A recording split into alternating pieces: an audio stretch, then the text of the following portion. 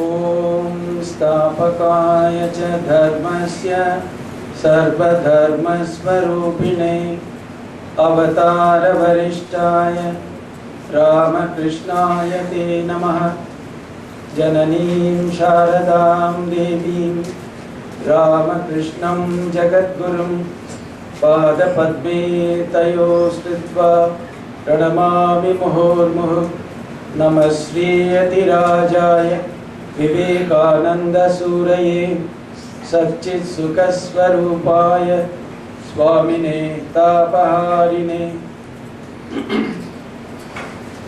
Revered Swami Shivamayanandaji Maharaj, Revered Swami Satyapuranandaji, our other monastics here, and the assembled devotees and admirers of Swamiji and Thakur and also Holy Mother, I deem it a very, very great privilege to be in this very place, the birthplace of Swamiji, and to add to that, to have been asked to speak.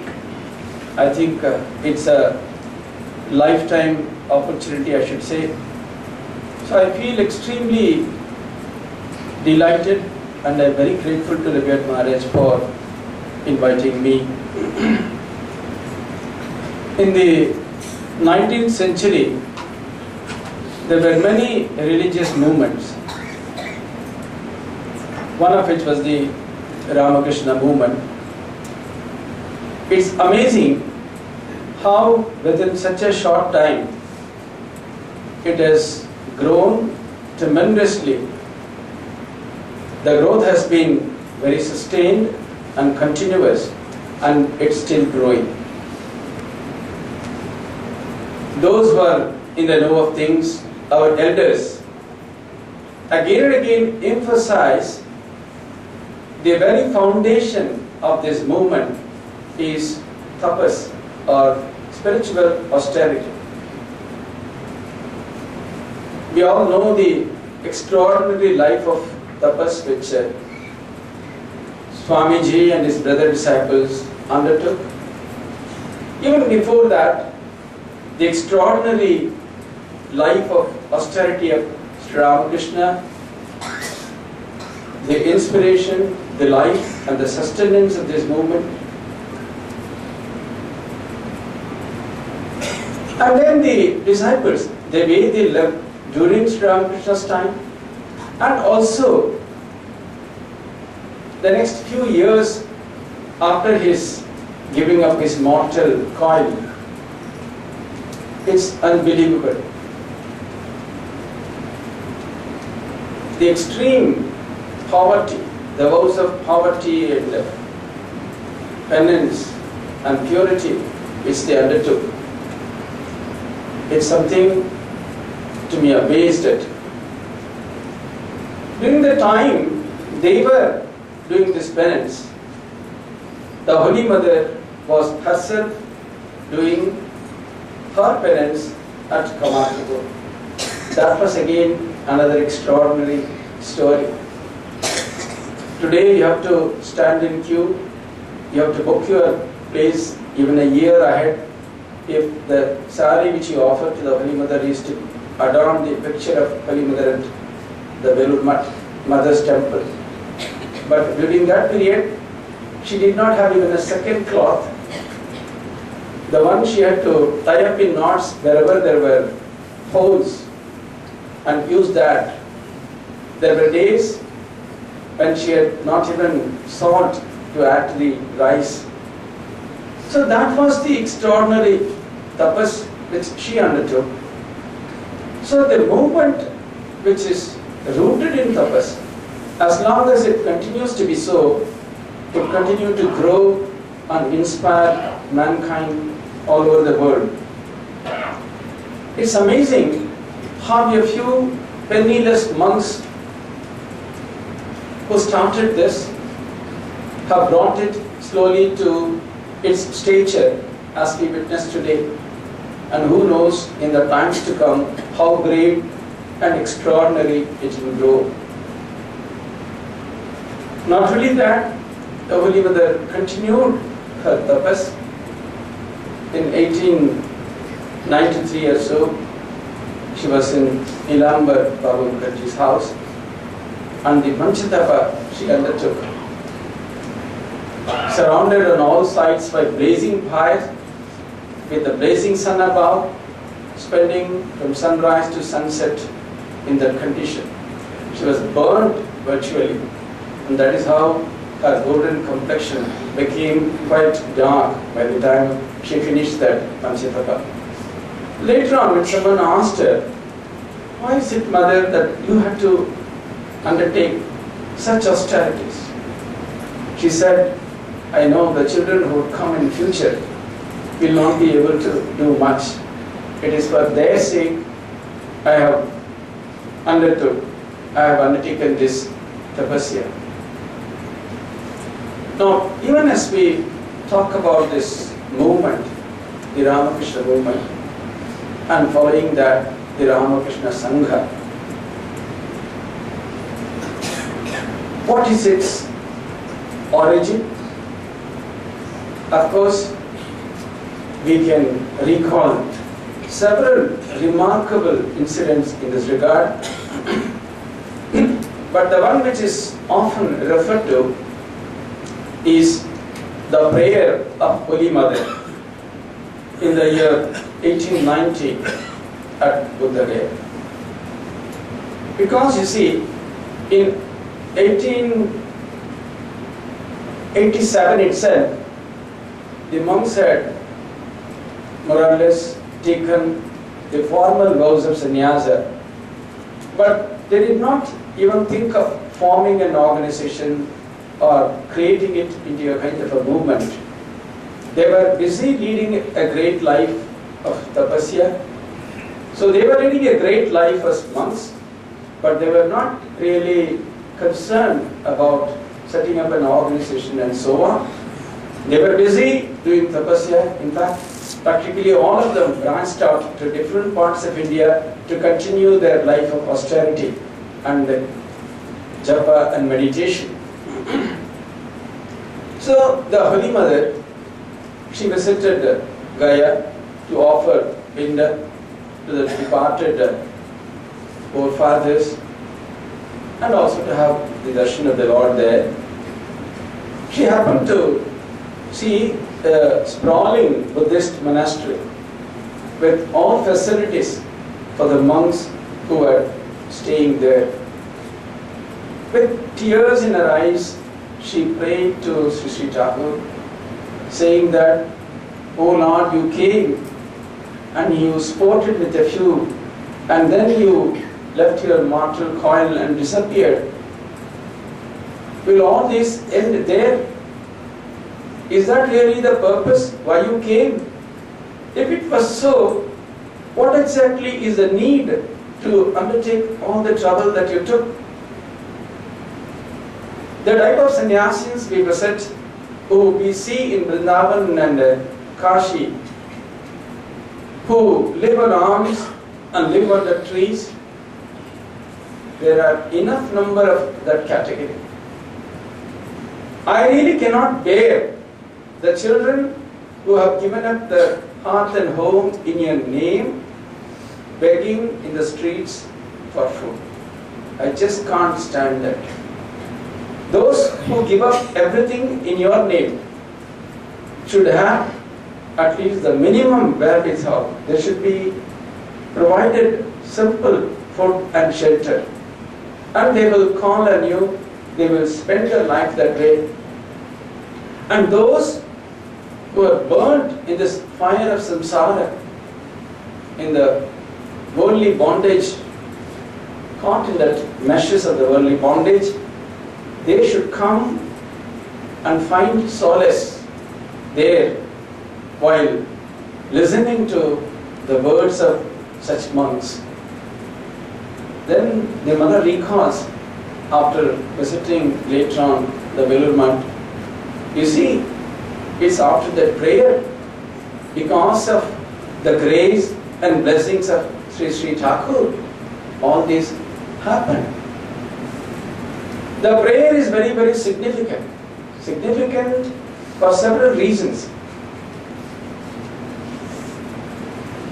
Because when you talk about this Ramakrishna Sangha, does it indicate only a small number of Giruva-clad monks, or does it encompass a far wider cross-section of the society?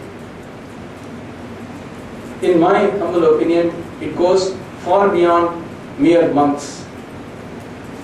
Because in the prayer of the Holy Mother, you can clearly see that she had kind of forged a bridge between the monks and the householders, saying that the monks would live in a place supported by the Sangha with the minimum needs of food and shelter, and the devotees who are in the samsara, in the world, who are in the grihasthashrama, would come and spend time in their company and learn about spiritual life and find solace. So here is a fusion which Mother envisaged even as early as 1890, sowing the seeds for a new kind of a movement, a unique combination of the all-renouncing monks together with those who are in the Grihastha ashrama. Of course, our religious tradition, the Hindu tradition, does not look upon any stage of life as inferior. That's why each one is called an ashrama. Brahmacharya ashrama, Garhastha ashrama, Sannyas, Vanaprastha ashrama, Sannyas ashrama. Each is an ashrama, each is a stage, with the ultimate goal being one and the same for each and every one. This had been forgotten. In fact, one of the significant contributions of the Ramakrishna ideal itself is the fusion, and once again the bringing together of the Pravritti and Nivritti margas, so that people following both the margas, they don't go in divergent ways, both converge at the point of ultimate goal of life, namely mukti or moksha. So Holy Mother it was who sowed the seeds for this new kind of a movement, where the sannyasis and the householders can be together for the ultimate purpose of goal of life. Obviously, based on this is what Swamiji later on, when he formally formed the Ramakrishna mission with the twin ideas of Atmano Mokshartham and Jagat Hitaya cha, he was very clear that the monks and the householders would work together for the regeneration of mankind. So, Holy Mother in her prayer, she was very emphatic, very clear that the monks and the householders can come together for this purpose. Now, when, in fact, this has got even a deeper origin, in the sense that it was Sri Ramakrishna who gave the first set of ochre robes to the future monks. But who was Sri Ramakrishna? Apart from him being the Avatara or the Avatara Varishta, as Swamiji would put it, still he was clad in civilian clothes. He used to wear white clothes, but he gave the first set of ochre robes to the sannyasis, thereby again at every stage emphasizing this fusion. Again, similarly, the Holy Mother also used to give a cloth to several of the future aspirants. In fact, she would say, you take this with her blessings, and then she would say, you go to Rakhar or you go to Mat to perform the formal ceremonies of Viraja Homa, etc.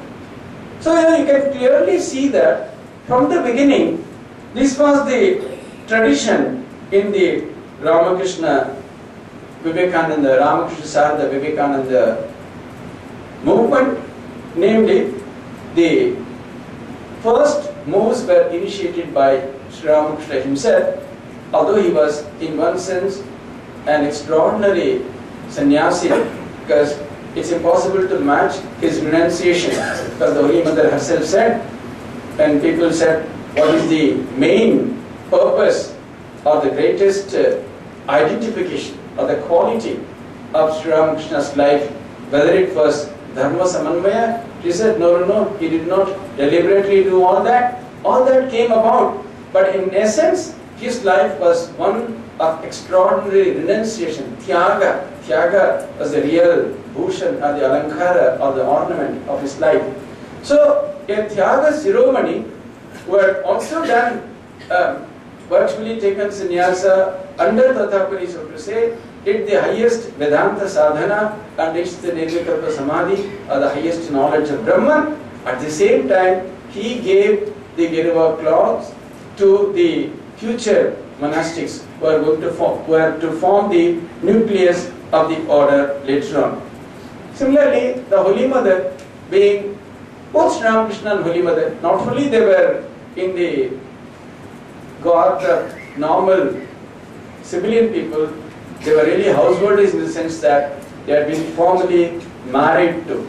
So it's very, very unique. Even it never happens that way. Even in our all other traditions, only a sannyasi initiates another into a sannyasa. That's the tradition everywhere. But here again, there was something totally new, a total deviation, a very deliberate, well-contemplated deviation to bring about this kind of a fusion, because the Ramakrishna Sangha was to have a huge area. It has to cover the entire mankind, as it were. There was to be no more any distinction that way between the householder and the sannyasin, in the sense of the aspiration for the highest goal of life, each one following it in his own way, depending upon the stage of life or the way of life suited to him or her. So, you can see, even in the Ramakrishna tradition, there were extraordinary householder devotees whom the monks used to revere like anything. For example, if you talk about Master Mahashaya or Nag Mahashaya, when Nag Mahashaya would come to Mat, probably everybody would do, even Swamiji would go to offer pranams to him. Of course, he would protest, he would not accept. But that was the kind of veneration. And he was a married person for that matter. Master Mahashaya, many others like Golapma, Gopalerma, even Ramlal Dada, many others, they used to command such respect from monks. Now there's a very famous incident. Once Ramlal Dada had gone with probably some of his relatives, he had gone to the old shrine, and then the brahmachari, somebody who was doing the worship, he somehow kind of, not maybe exactly, but something hinting of an insult. So Ramlal Dada became upset. The matter reached the ears of Brahmananda, Swami Brahmananji. He virtually turned out that brahmachari with great difficulty. Others had to intervene and he had to beg pardon. So that was the kind of esteem in which several of those householders were held by the monks.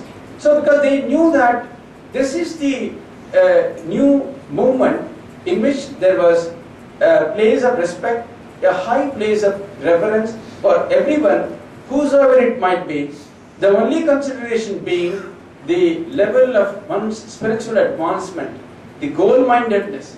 Because who can say that there were greater sadhakas than Nag Mahashaya, or even for that matter Gopalarma and others.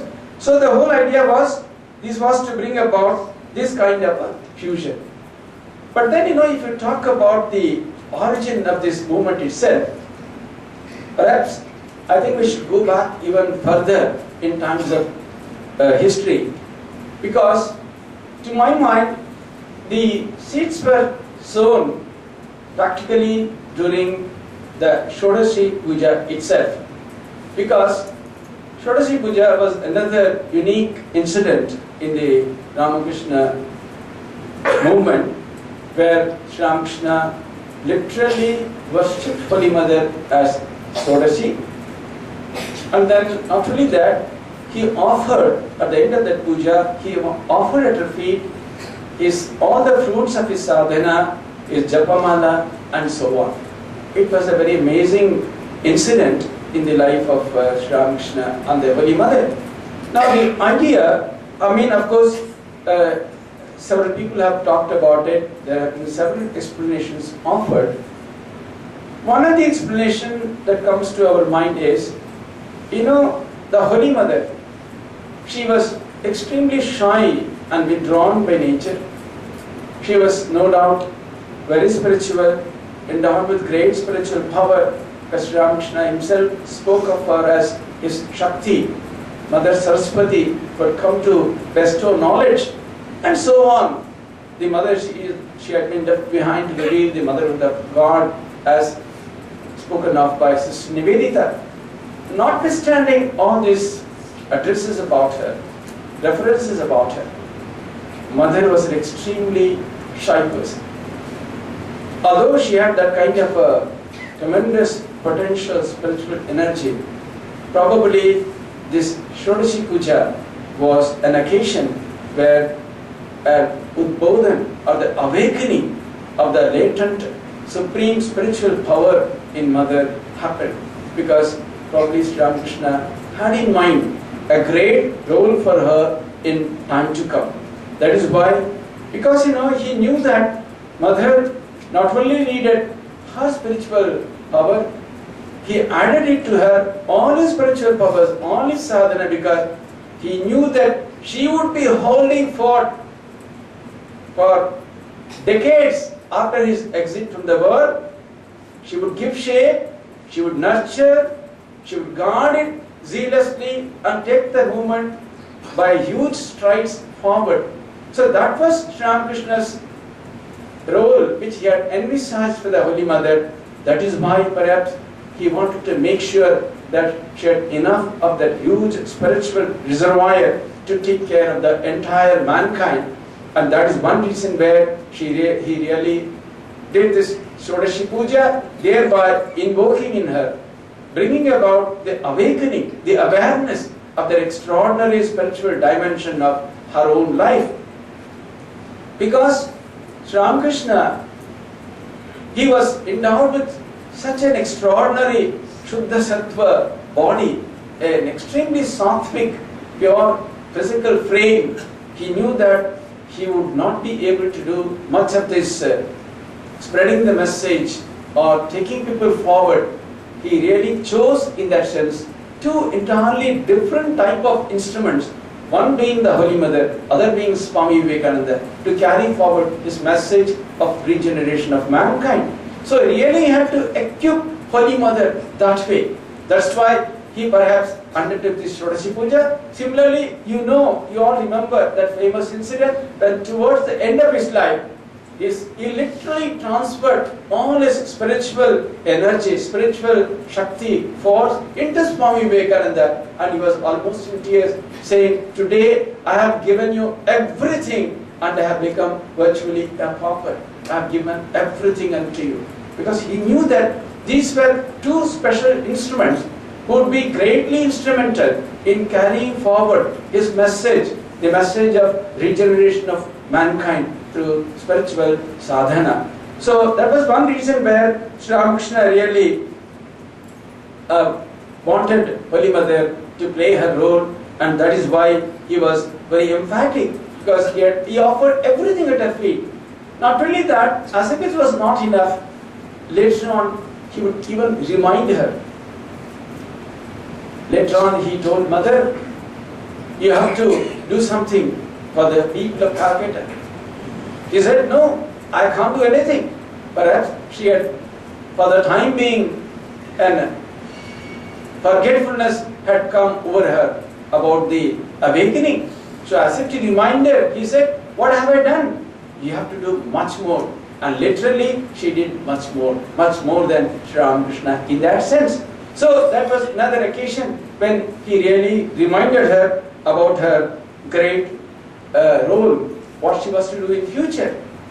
And not only that, another incident also is very significant, because you know how the mother was very much kind of feeling sad about not having a child of her own, that she wouldn't be able to hear the address as mother. Those were pretty early days.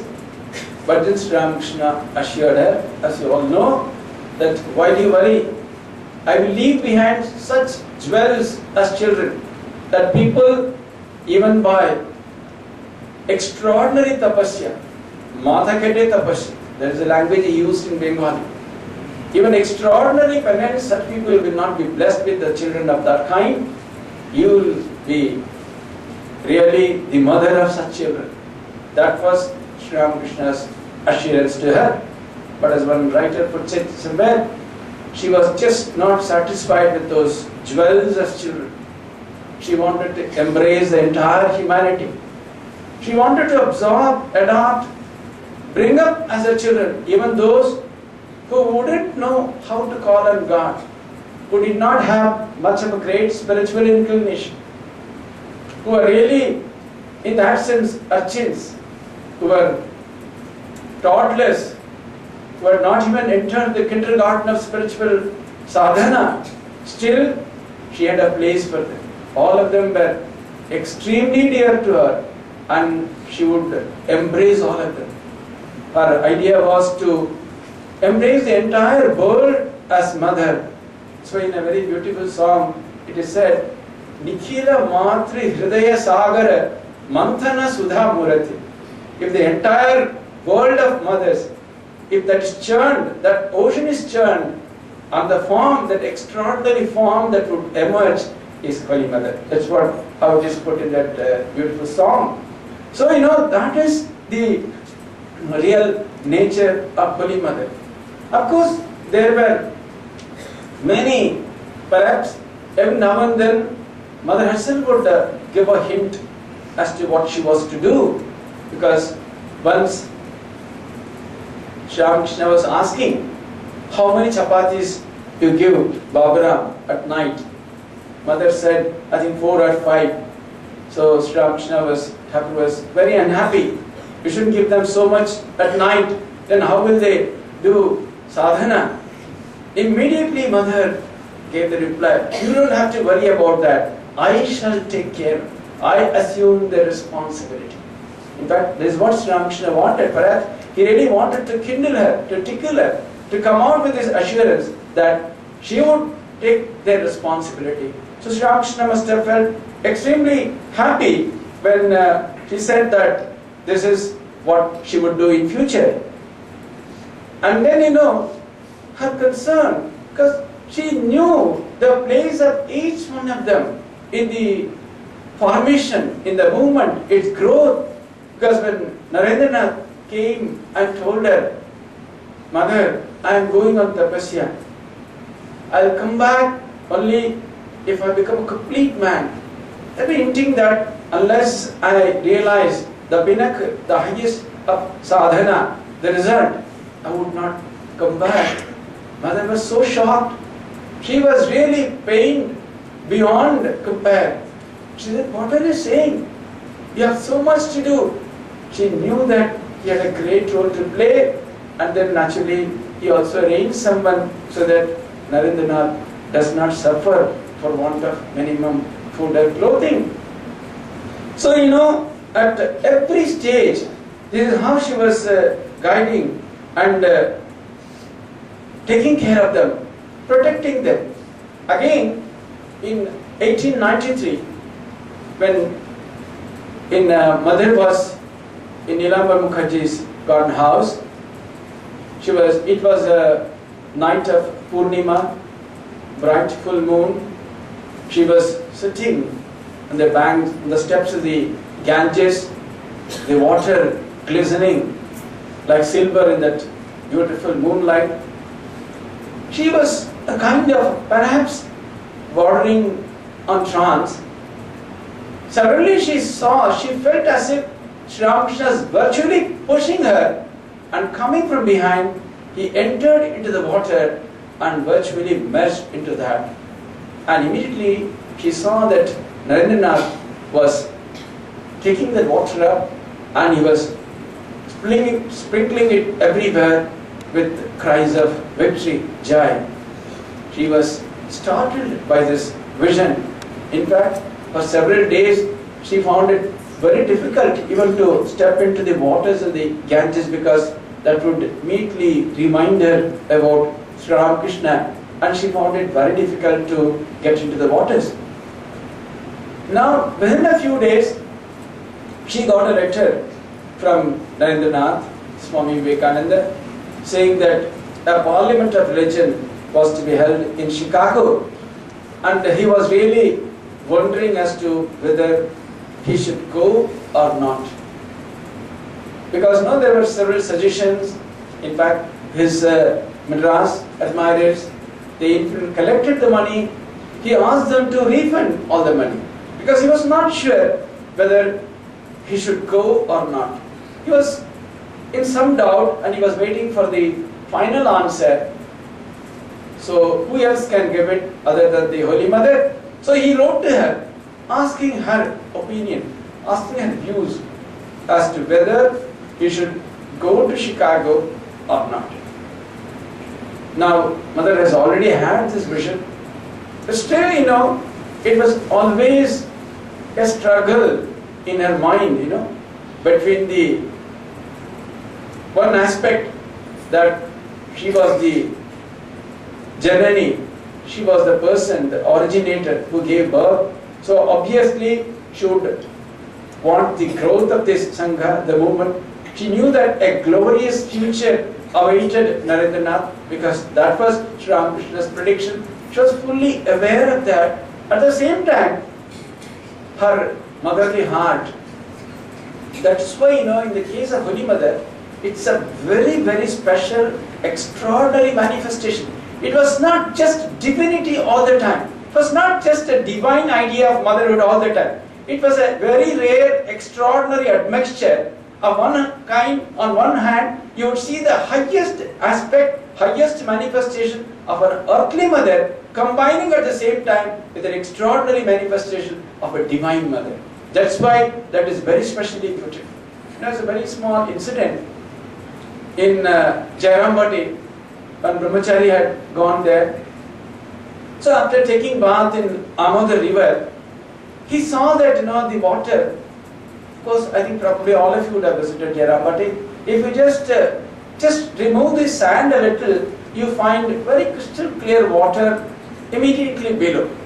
So after taking bath, he just took one kolsi, one mud, that kalasa, and then he filled it with water and brought it to the mother. So mother was furious. Who asked you to bring it? I only take these tanks water, cuckoo water. Who asked you to bring this? But the Brahmachari saw that mother was using it all right the whole day.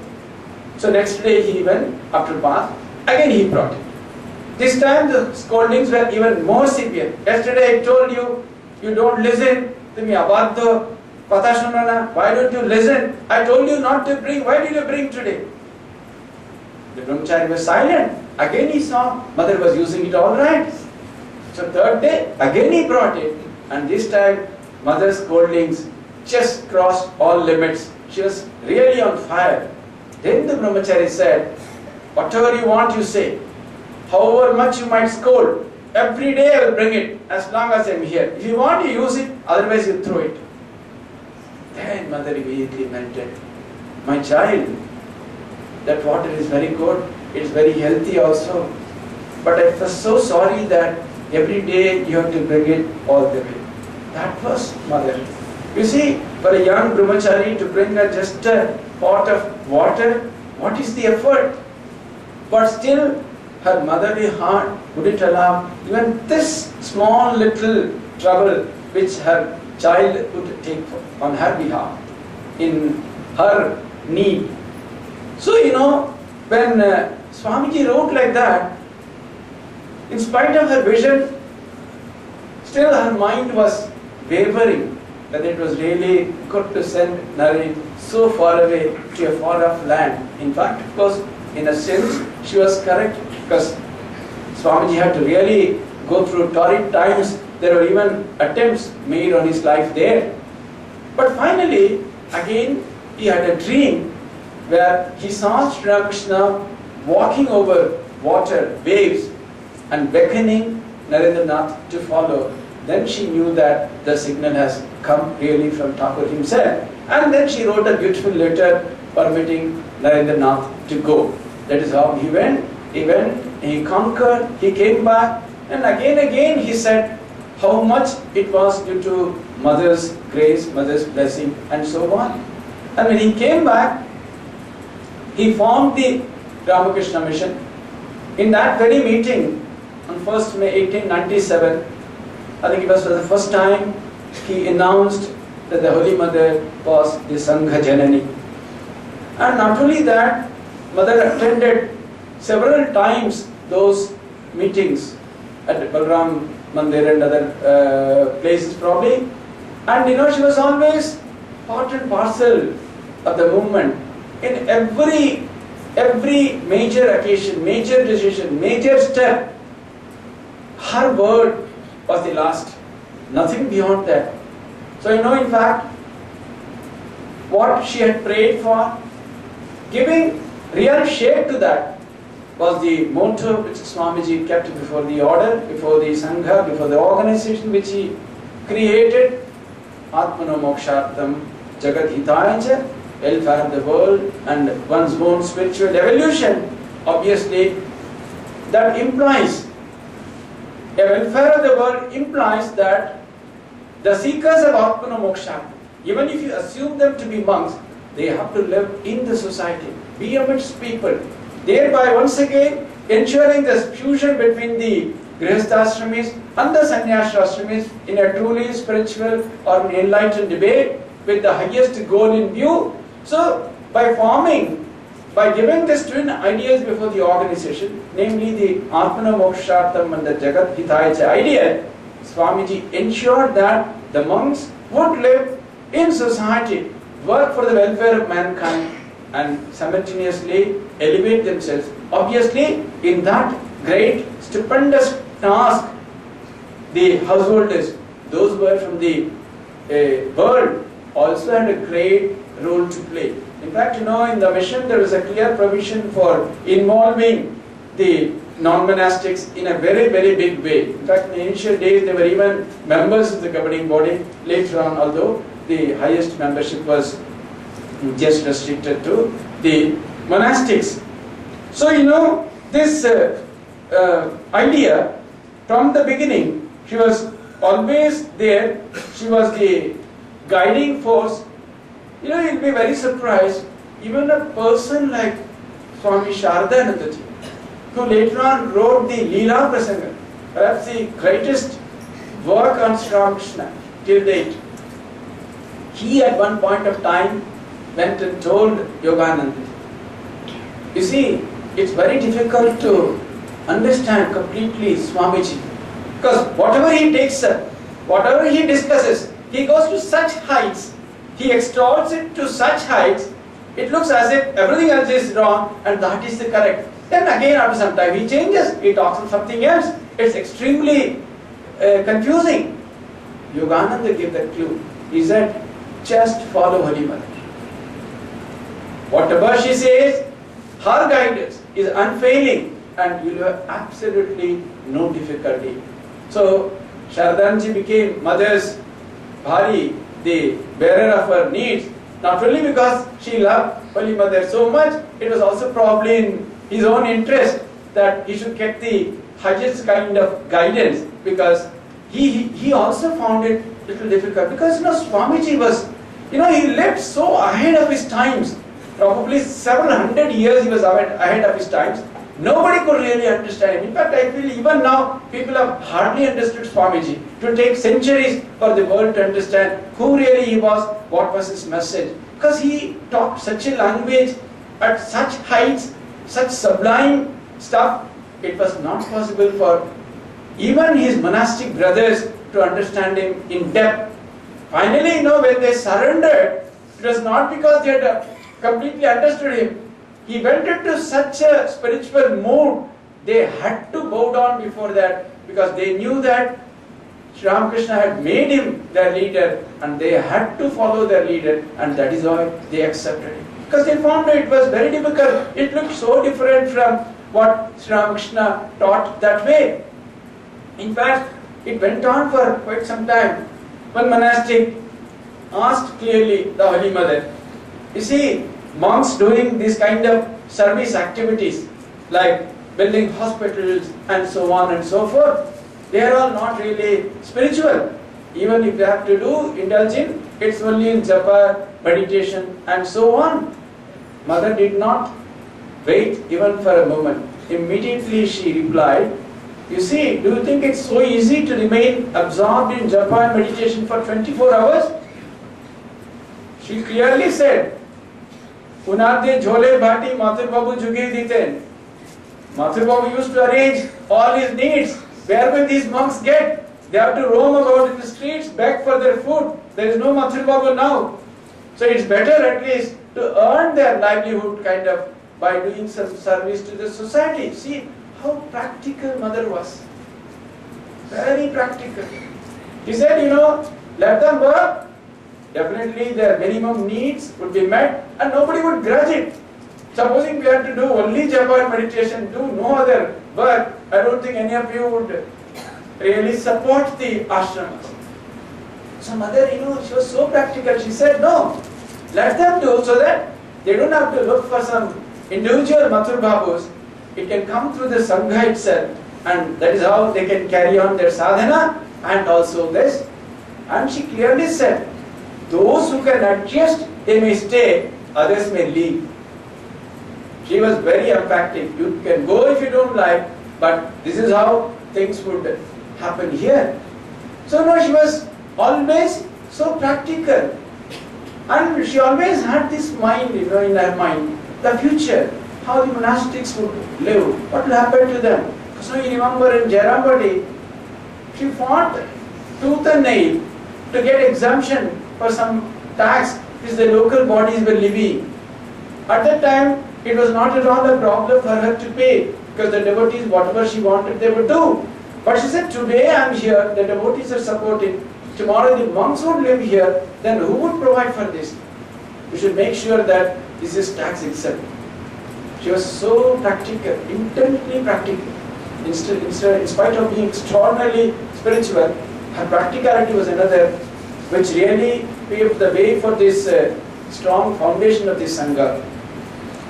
And this particularly in Benares Shivashram, there were quite a lot of discussions.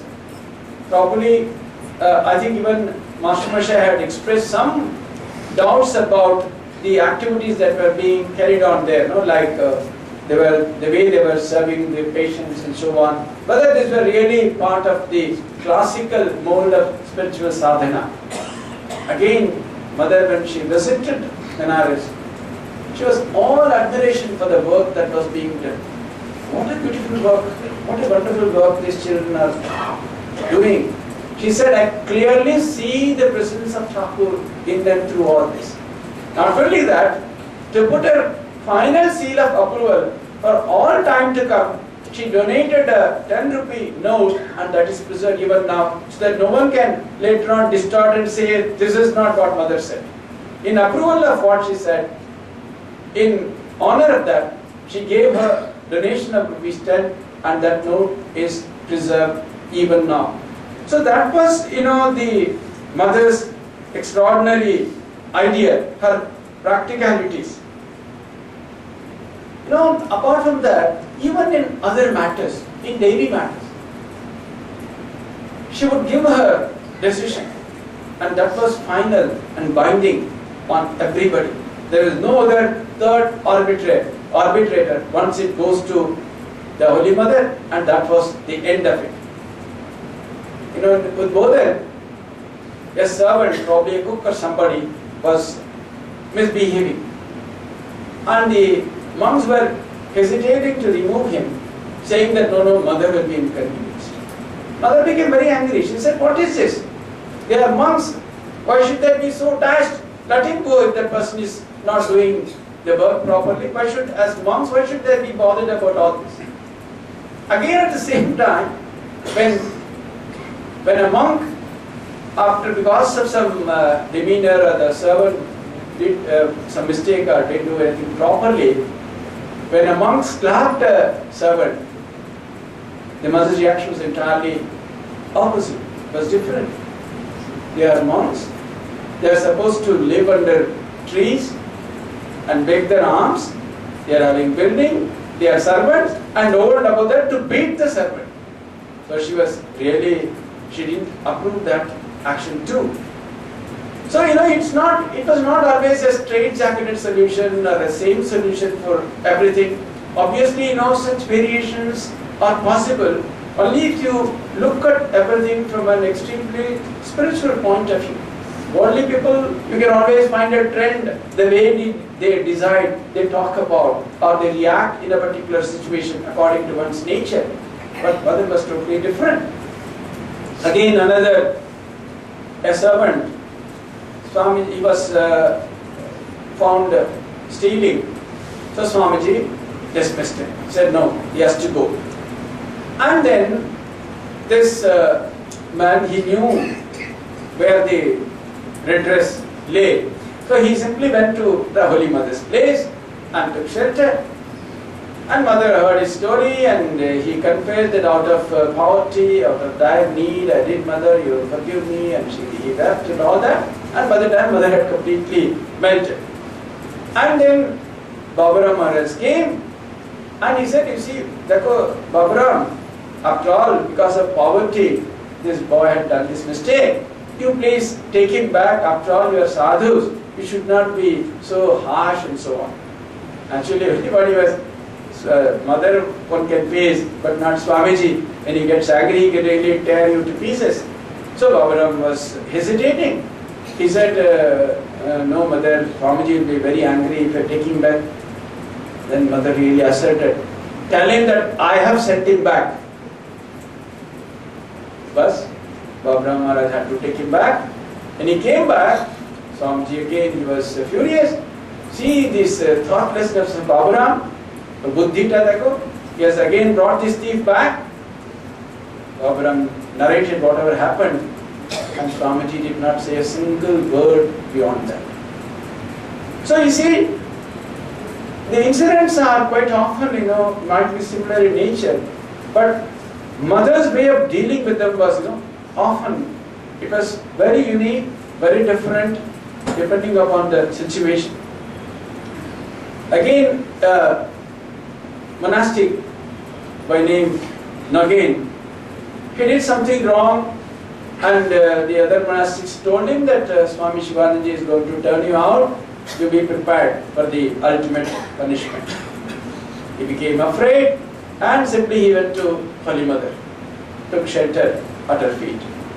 Actually, Mother simply made him stay there, and then he was just enjoying Mother's hospitality, and Mother was feeding him. And not only that, she wrote to the Mutt authorities saying that this Nagain had committed some mistake, but he's afraid, so you please don't scold him. I would like to send him back. Then naturally Shivanandaji immediately wrote back, no Mother, we will not scold him, we need a pujari. Now also, of course, there is always dearth of pujaris. He said, you send the pujari, we send him immediately, we will not scold him. Then when he came, simply Shivanandaji embraced him and said, Beta, High Court they are going to complain about me to High Court. So that's how he was received back. So such instances. And then there are instances of even more serious nature.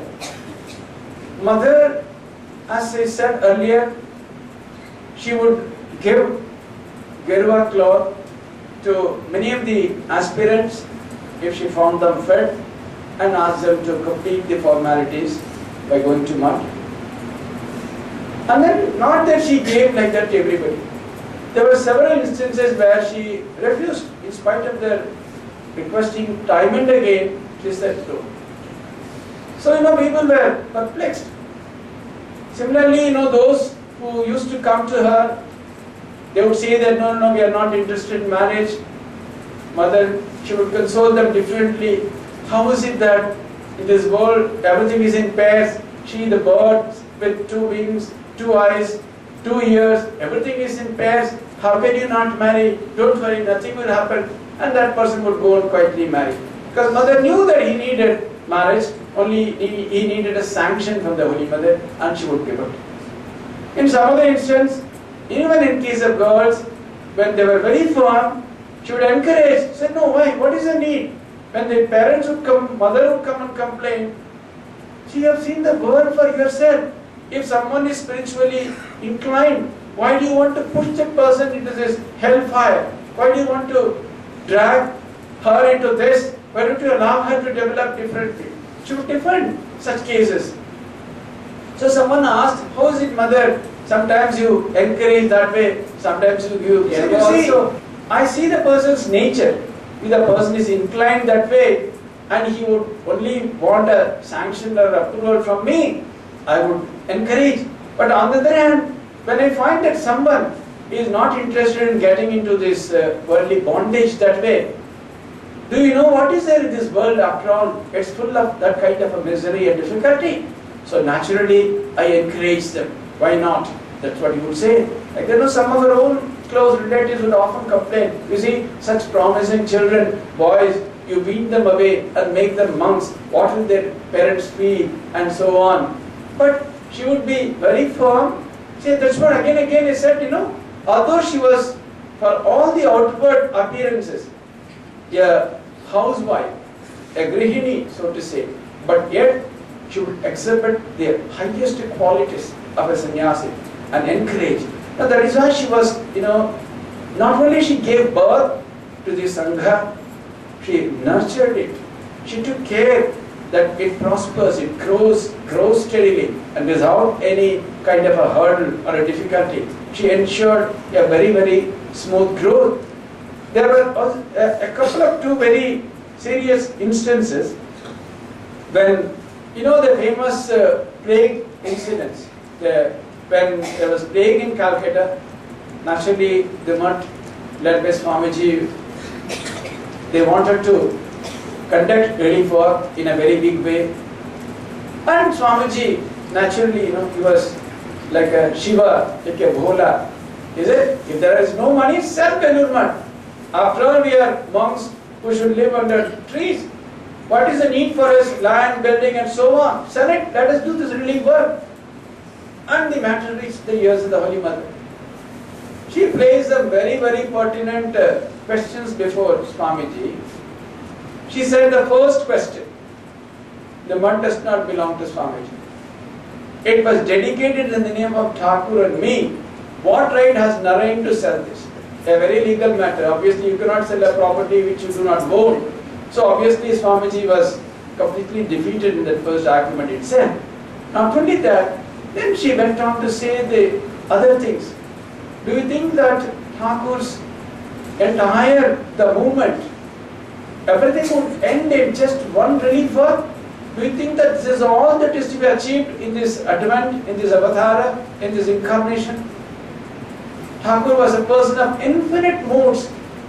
So much work, such extraordinary developments would take place from this very starting place, from this center.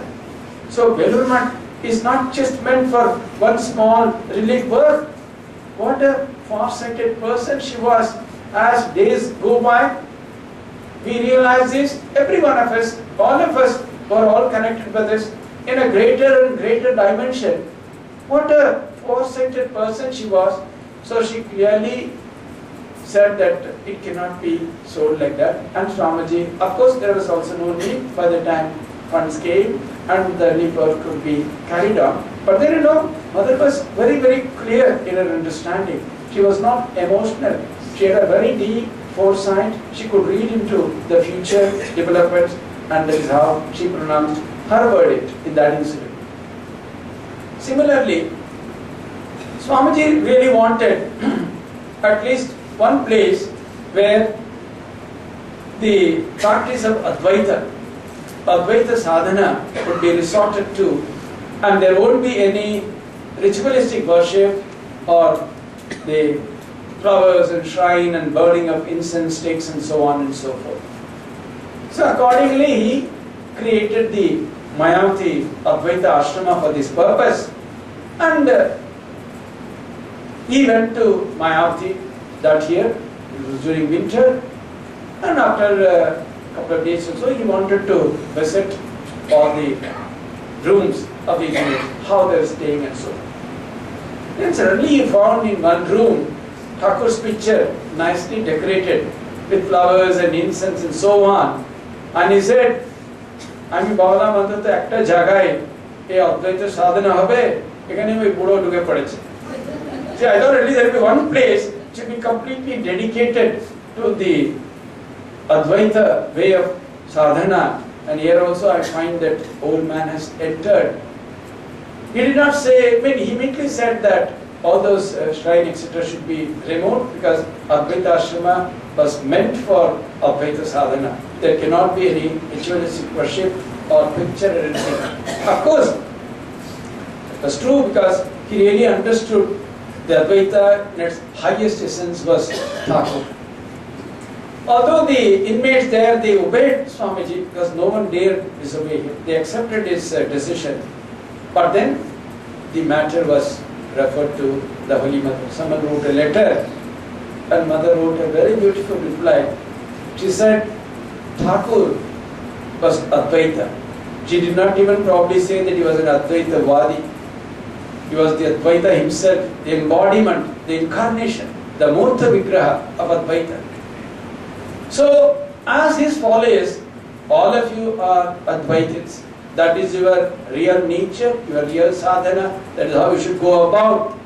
So, whatever Naren has said is absolutely correct.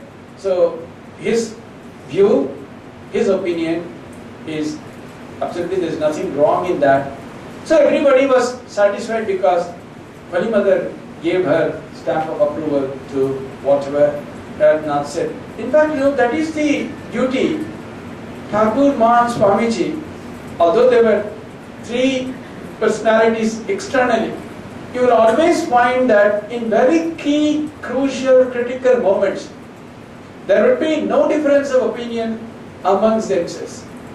Whatever Thakur says, Mother would say, Swamiji would say, they would approve. In some way or other, if you go deeper into each one of their predictions, their declarations, in those times, they would invariably match. There is absolutely no difference in their thinking or in their observation or in their understanding of the higher ideas or in matters of great importance, philosophy or the way of life. So, that way, the Holy Mother, she was not only the originator, the person who literally gave birth to the Sangha. She was the Sangha Janani. In fact, that opinion she always had, she cherished, because one small incident, I'm just nearing my time. There was one lady by name Suhasini. She was visiting the mother. There are several very important incidents connected with this lady. One day, when her little, slightly grown up daughter, maybe about 8 or 10 years, she had gone along with her mother to the Holy Mother. She was playing around and apparently, in our words, she was just creating some little disturbance. So this mother was getting a little annoyed. Mother said, "Why do you handle her that way? You people do not know how to bring up children. This is not the way." So then she said, when my mother was there, Shama Sundari, she would also say that, how is it that you are just managing ever so many people calling you as mother, mother, mother? Tumi ki kore samlacho? How do you manage really? And then suddenly, inadvertently, one lady was present. She just blurted out, "Mother, what would she say if she is now today? Because so many of us who are not born to you literally, all of us are calling you this way. How she would feel today?" In a trice, mother's whole complexion, her face, her reaction, everything changed. She became very grave. Normally a very soft-spoken person. She raised her voice and said, "What did you say? Ki boleche tumi? That you are not my daughter? Remember that I am in every mother in this world and every daughter is my daughter." And this lady, she wept and fell at her feet And it took a long time for mother to regain her composure, because this lady somehow touched a very sensitive chord in the heart of the Holy Mother. So, she was Sangha Janani that way, and this Jananitva, her idea, and as we understand the idea of Sangha Janani, it encompasses a huge world, as it were, not just monks, anyone. In fact, in 1980, Ravi Swami Vireshwaranji Maharaj, probably in that convention, he said that Sangha Janani means anyone, not only just monks, anyone who accepts this Ramakrishna ideal and tries to practice in his or her own humble way, in his or her life, he is part of the Sangha. That was his declaration. So, in that sense, all of us are children of the Holy Mother in our own divine right. All of us are Mother's children. But then if we have to really get the two important blessings, the final blessings, blessing and one literal penance, so to say, of the Mother, because even in her advanced age, people saw her doing enormous amount of japa, as much as 1 lakh japa per day. She would say that, even many who take Diksha, who are not doing sufficiently, who don't do sadhana, even for them I have to do. Now that kind of a responsibility should assume for all her children. Not only that, her two final messages, those who have come, those who have not come, and those who will come in future, my blessings on all of them. And not only that, whenever you are in trouble, whenever you are in difficulty, remember that there is a Mother. But if you have to really be inheritors of these two great blessings of the Holy Mother, her parting final blessings, in our own humble way, time and again, we should remind ourselves of the idea that we are all part of this Ramakrishna Sangha, and contribute in our own humble way, whatever is possible, and also live up to that idea that if you are the members of the Sangha, what it entails upon us, what is the responsibility cast upon us. If we try to live up to that, the rest will be taken care of by our very dear Holy Mother. Shri Ramakrishna Arpanamastu.